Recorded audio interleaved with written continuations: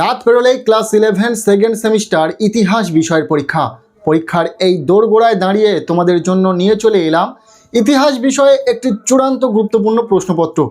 এই প্রশ্নপত্রে থাকা প্রতিটা প্রশ্ন পরীক্ষার জন্য ভীষণ গুরুত্বপূর্ণ, পরীক্ষাতে আসার মতো প্রশ্ন।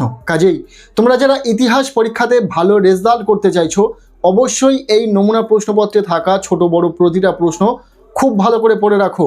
এখান থেকে বেশ কিছু প্রশ্ন তোমাদের পরীক্ষাতে কমন আসতে চলেছে।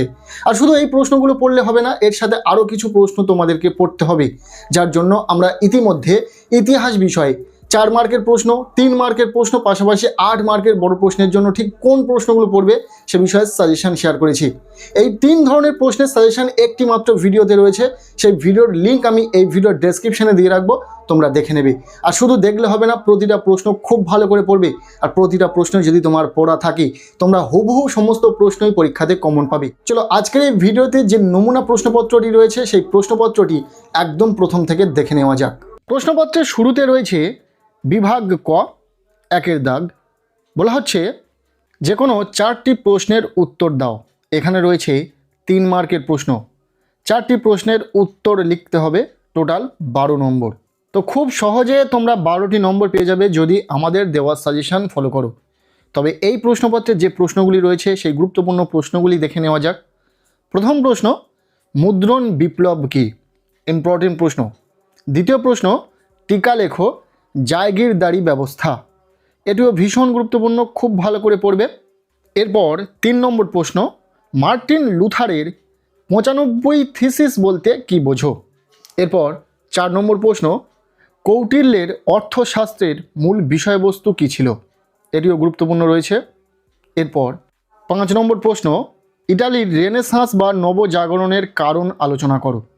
ব্যাস, 3 মার্কের জন্য প্রশ্নপত্রে যে 5টি প্রশ্ন তোমরা দেখলে, প্রতিটা প্রশ্ন পরীক্ষার জন্য ভীষণ গুরুত্বপূর্ণ, পরীক্ষাতে আসার সম্ভাবনা রয়েছে। কাজেই প্রতিটা প্রশ্ন খুব ভালো করে পড়বে। আর এই কটি প্রশ্নের সাথে আরও কিছু প্রশ্ন দেখে রাখলেই তোমরা সমস্তটাই পরীক্ষাতে কমন পাবে। সেই সাজেশন ভিডিওতে আমরা 3 মার্কের জন্য কোন প্রশ্নগুলো পড়বে বলে দিয়েছি, কাজেই ভিডিওটি দেখে নেবে। ভিডিওর লিঙ্ক এই ভিডিওর ডেসক্রিপশানে দিয়ে রাখবো। এরপর রয়েছে প্রশ্নপত্রে খ বিভাগ 2 দাগ। বলা হচ্ছে যে কোনো 5টি প্রশ্নের উত্তর দাও। এখানে রয়েছে 4 মার্কের প্রশ্ন, 5টি প্রশ্নের উত্তর লিখতে হবে, টোটাল 20 নম্বর। খুব সহজে তোমরা 20টি নম্বর পেয়ে যাবে যদি আমাদের দেওয়া সাজেশন ফলো করো। আমরা 4 মার্কের জন্য ঠিক কোন প্রশ্নগুলো পড়তে হবে বলে দিয়েছি। সেই ভিডিওতে বলা প্রতিটা 4 মার্কের প্রশ্ন যদি তুমি পড়ে রাখতে পারো, 100% পরীক্ষা 4 মার্কের প্রশ্ন তুমি কমন পাবে। 4 মার্কের প্রশ্নের জন্য এই প্রশ্নপত্রে যে প্রশ্নগুলি রয়েছে দেখে নাও। প্রথম প্রশ্ন, মনসবদারি প্রথা প্রবর্তনের কারণগুলি কী ছিল? এর ত্রুটিগুলি লেখো। ইম্পর্টেন্ট প্রশ্ন, খুব ভালো করে পড়বে। এরপর দ্বিতীয় প্রশ্ন, ক্রুসেড কি? এর ফলাফল আলোচনা করো। খুবই গুরুত্বপূর্ণ প্রশ্ন। এরপর 3 নম্বর প্রশ্ন, কৃষি বিপ্লবের 2টি ফলাফল লেখো। 4 নম্বর প্রশ্ন, ভক্তি আন্দোলনে শ্রী চৈতন্য মহাপ্রভুর ভূমিকা লেখো। ইম্পর্টেন্ট রয়েছে। এরপর 5 নম্বর প্রশ্ন, ওয়াতন জায়গির বলতে কি বোঝো? এরপর 6 নম্বর প্রশ্ন, টিকা লেখো হোয়াইট ম্যাজিক ও ব্ল্যাক ম্যাজিক। ব্যাস, 4 মার্কের জন্য এই যে 6টি প্রশ্ন তোমরা দেখলে পরীক্ষার জন্য ভীষণ গুরুত্বপূর্ণ রয়েছে, খুব ভালো করে পড়বে। এছাড়াও আমরা 4 মার্কের প্রশ্নের জন্য ঠিক কোন প্রশ্নগুলো পড়তে হবে সেটা আমাদের সাজেশন ভিডিওতে বলেছি।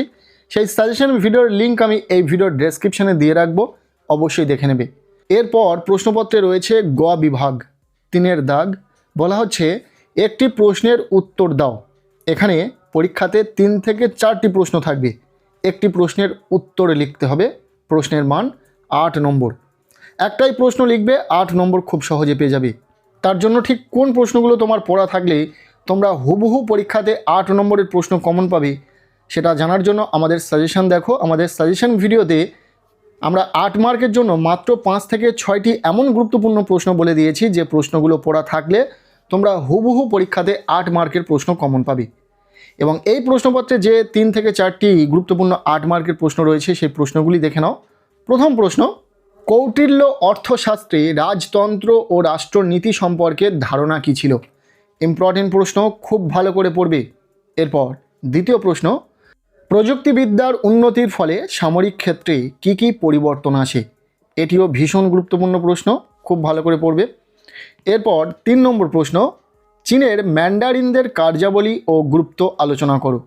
খুবই ইম্পর্টেন্ট প্রশ্ন। নেক্সট 4 নম্বর প্রশ্ন, অর্থাৎ এই প্রশ্নপত্রে থাকা শেষ প্রশ্ন, চীনে মুদ্রণ শিল্পে বিপ্লব কিভাবে এসেছিল, এর সাথে ইউরোপ প্রযুক্তিগত উন্নতির দুটি কারণ লেখো।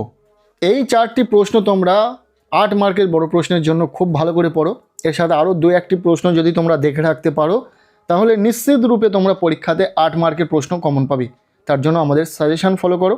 এই ছিল ক্লাস 11 ইতিহাস বিষয়ের একটি নমুনা প্রশ্নপত্র, দ্বিতীয় সেমিস্টার পরীক্ষার ঠিক আগের মুহূর্তে আমরা যেটা শেয়ার করে দিলাম তোমাদের সাথে। প্রশ্নপত্রে থাকা ছোট বড় প্রতিটা প্রশ্ন খুব ভালো করে পড়ে রাখো, কেননা প্রতিটা প্রশ্ন ভীষণ গুরুত্বপূর্ণ রয়েছে। এছাড়াও আরও কিছু প্রশ্ন তোমাদেরকে পড়তে হবে, যার জন্য আমাদের সাজেশন ভিডিওর লিঙ্ক আমি এই ভিডিওর ডেসক্রিপশানে দিয়ে রাখবো, অবশ্যই দেখে নেবে। সেই সাজেশন ভিডিওতে বলা গুরুত্বপূর্ণ প্রশ্নগুলি যদি তোমার পড়া থাকে তোমরা 100% সমস্ত প্রশ্নই কমন পাবে। সেটা 3 মার্কের প্রশ্ন হোক, সেটা 4 মার্কের প্রশ্ন হোক, বা হোক না 8 মার্কের, প্রতিটি প্রশ্ন তোমার কমন থাকবে। বিগত পরীক্ষাগুলো আমরা যেভাবে তোমাদেরকে সাজেস্টিভ কোশ্চেনগুলো শেয়ার করেছি এবং যেভাবে তোমাদের পরীক্ষাতে কমন এসেছে, আশা করব ইতিহাস পরীক্ষাতেও আমাদের দেওয়া সাজেশন হুবহু কমন আসবে। তাই ইতিহাস বিষয়ের সেই সাজেশন ভিডিওটি দেখে নিও, ভিডিওর লিঙ্ক আমি এই ভিডিওর ডেসক্রিপশানে দিয়ে রাখবো। চলো আজকের এই ভিডিওটি ব্যাস এতটুকুই। কেমন লাগলো ভিডিওটি অবশ্যই কমেন্ট সেকশানে জানিও। ভিডিওটি ভালো লেগে থাকলে লাইক করে দাও, আমাদের এই চ্যানেলে নতুন হলে চ্যানেলটিকে সাবস্ক্রাইব করে রাখো, আর পারলে ভিডিওটি বন্ধুদের সাথে প্রচুর শেয়ার করে দাও। প্রত্যেকের ইতিহাস পরীক্ষা খুব ভালো হোক, সবার জন্য শুভ কামনা রইল।